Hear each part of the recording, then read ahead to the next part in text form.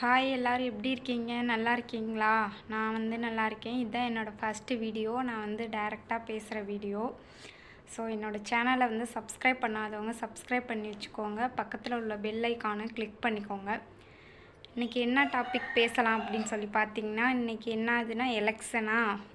So அதை பற்றி தான் பேச போகிறேன்.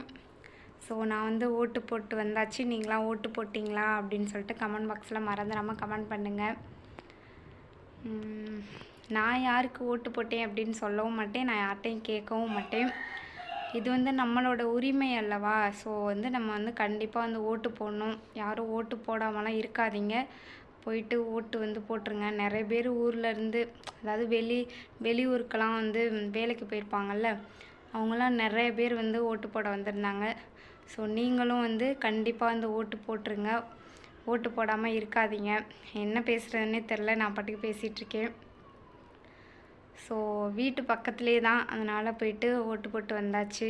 வெயில், பயங்கரமான வெயில். காலையில் பார்த்தா அவ்வளோக்கா க்ரௌடு இல்லை. இப்போ போனால் க்ரௌடு, பயங்கர க்ரௌடு. ஆஃப் அன் ஹவர் வரைக்கும் பார்த்திங்கன்னா லைன்லேயே நின்று ஓட்டு போட்டு வந்திருக்கேன். என்ன பேசுகிறேன்னு தெரில. ஃபஸ்ட்டு டைம் என்ன பேசுகிறேன்னு தெரில.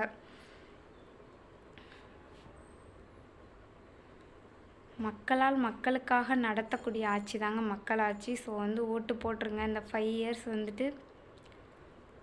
யாரை தேர்ந்தெடுக்கிறது அப்படின்னு சொல்லி முடிவு பண்ணி தேர்ந்தெடுங்க. நிறைய பேர் சொன்னாங்க, இவங்களுக்கு ஓட்டு போடுங்க, அவங்களுக்கு ஓட்டு போடுங்க அப்படின்னு சொல்லி நிறைய பேர் சொன்னாங்க. ஆனால் நான் யார் பேச்சையுமே கேட்கணுங்க. எனக்கு யாருக்கு ஓட்டு போடணுன்னு தோணுச்சோ அவங்களுக்கு தான் நான் ஓட்டு போட்டிருக்கேன். பார்க்கலாம். மே 4 ரிசல்ட்டுன்னு சொல்லியிருக்காங்க. பார்க்கலாம் யார் வர்றாங்க அப்படின்னு சொல்லிட்டு. ஓட்டு போட்டாச்சா என்னன்னு கமெண்ட் பாக்ஸில் மறந்துடாமல் கமெண்ட் பண்ணுங்கள்.